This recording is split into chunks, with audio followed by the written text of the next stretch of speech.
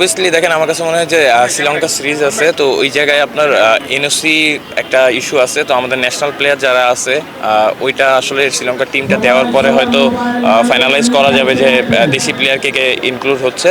Eventually অবশ্যই একটা অনেক বড় ইভেন্ট এবং আলহামদুলিল্লাহ লাস্ট ইয়ার আমরা চ্যাম্পিয়ন হয়েছিলাম। এই বছর অবশ্যই লক্ষ্য থাকবে যাতে ভালো শুরু করতে পারি এবং শেষটা ভালো করতে পারি। না অবভিয়াসলি দেখেন আমার কাছে মনে হয় যে যেহেতু দুইটা কনফ্লিক্ট হচ্ছে, একটা প্রবলেম তো অবভিয়াসলি হবে, but at the same time আমার কাছে মনে হয় যে ওইখান থেকে বেস্ট পসিবল যে টিমটা করা যায়। এবং যেহেতু একটা বড় টুর্নামেন্ট, আমার কাছে মনে হয় যে লাস্ট যখন পার্টিসিপেট করেছি ওভারঅল আমার কাছে মনে হয় যে ইন্টারন্যাশনাল যে ফ্যাসিলিটিস থাকে ওই মানের সব কিছু এবং অনেক বড় টুর্নামেন্ট ওখানে যাওয়ার পর যখন দেখেছি, তো আমার কাছে মনে হয় যে এটা একটা ভালো দিক যে বাংলাদেশের মতো টিম বাংলাদেশ থেকে রিপ্রেজেন্ট করতে পারতেছে। তো অবভিয়াসলি জিনিসটা এরকম থাকবে যে আমাদের সেরাটা যাতে ওখানে দিতে পারি। অবভিয়াসলি দেখেন আমি শুধু বলবো না যে এটা এই সেরে অবশ্যই ধন্যবাদ জানাতে চাই এরকম একটা উদ্যোগ নেওয়ার জন্য, but at the same time আমার কাছে মনে হয় যে এই ল্যাকিংসগুলো ডিস্ট্রিক্ট বা ডিভিশন পর্যায়ে অনেক বেশি আছে।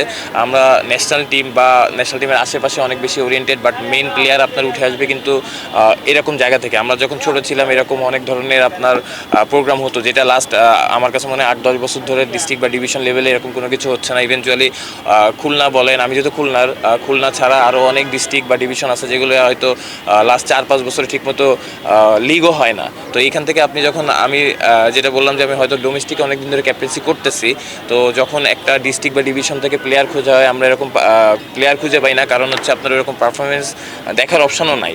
আপনি সবসময় সব প্লেয়ার এসে যে ঢাকা লিগে খেলবে এটা কিন্তু আসলে আপনার প্রসেস না, একটা প্রসেস আছে। আমরা যেরকম 13, 15, 17 এজ লেভেল শুরু হয়ে এসেছে, সেরকম ঢাকা লিগে খেলার আগেও কিন্তু আপনার খুলনা, চিটাগাং বা আপনি যে ডিস্ট্রিক্টগুলো আছে এখান থেকে পারফরমেন্স কিন্তু আপনি কাউন্ট করবেন।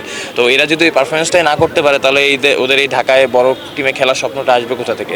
সেদিক থেকে আমার কাছে অবশ্যই ধন্যবাদ জানাতে চাই যে এরকম একটা উদ্যোগ করেছে। এখান থেকে হয়তো যদি 10টা প্লেয়ারও আপনার ভালো পর্যায়ে খেলতে পারে, এটাই হচ্ছে আমার কাছে মনে হয় তাদের অনেক বড় পাওয়া। But at the same time এরকম জিনিসগুলো যেটা বলবো ডিস্ট্রিক্ট এবং ডিভিশনগুলো আরও বেশি অ্যাক্টিভ হওয়া উচিত। অবভিয়াসলি আপনি দেখেন যে অনেক প্লেয়ার আছে, অনেক ট্যালেন্টেড প্লেয়ার আছে, হয়তো অপরচুনিটির জন্য সবাই ন্যাশনাল টিমে হয়তো আশেপাশে 20 জন বা 30 জন থাকে, বাট মেইন প্লেয়ার তৈরি হয় কিন্তু এজ লেভেল থেকে, এরকম ডিস্ট্রিক্ট পর্যায়ে থেকে। তো আপনি একটা সময় মনে করেন যে ঢাকায় প্র্যাকটিস করে হয়তো এক কিছু প্লেয়ার উঠে আসবে, বাট আপনার ডিস্ট্রিক্ট যে 64টা ডিস্ট্রিক্ট আছে এখান থেকে কিন্তু অনেক বড় সার্কেল আছে, বড় ট্যালেন্টেড প্লেয়ার আছে যে আপনার উঠে আসার। তো এই জিনিসটা যদি ম্যানেজ না করা যায় তাহলে আপনি বাংলাদেশ ক্রিকেট নিয়ে এত বড় চিন্তা করেও লাভ নেই। অ্যাট দ্য সেম টাইম আপনি যদি ইন্ডিয়ার সাথে কম্পেয়ার করেন, ইন্ডিয়ার ফ্যাসিলিটিস অনুযায়ী বা ওদের ডিস্ট্রিক্ট ডিভিশন অনুযায়ী যে ফ্যাসিলিটিস আছে সেই দিক থেকে আমরা অনেক বেশি পিছিয়ে আছি। তো অবশ্যই আমি চাবো যে আমাদের ন্যাশনাল টিমের একটা ভালো ফ্যাসিলিটি সবসময় থাকে। অ্যাট দ্য সেম টাইম এই বাচ্চারা যারা আছে বা যারা নতুন শুরু করতেছে ডিস্ট্রিক্ট ডিভিশন পর্যায়ে, তারা যাতে ওই অপরচুনিটিটা পায় এবং তাদের ট্যালেন্ট শো করার জায়গাটা পায়। না অবশ্যই দেখেন আমি যদি বলি এখানে যদি 500 প্লেয়ার থাকে, এখান থেকে যদি 10টা প্লেয়ার ভালো জায়গায় পার্টিসিপেট করতে পারে, এটাই কিন্তু অনেক বড় উদ্যোগ।